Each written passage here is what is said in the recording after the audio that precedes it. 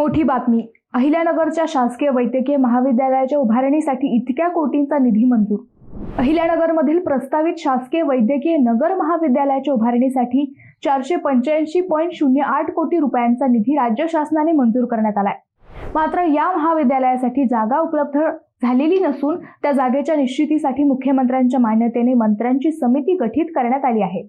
100 विद्यार्थी प्रवेश क्षमतेचे वैद्यकीय महाविद्यालय व त्या संलग्नित 430 रुग्ण खाटांचे रुग्णालय पुण्यश्लोक अहिल्यादेवी होळकर यांच्या नावाने उभारण्यात येणार आहे.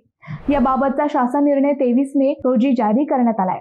नगर जिल्ह्यात जागेअभावी शासकीय वैद्यकीय महाविद्यालयास मान्यता देण्यात आली नव्हती.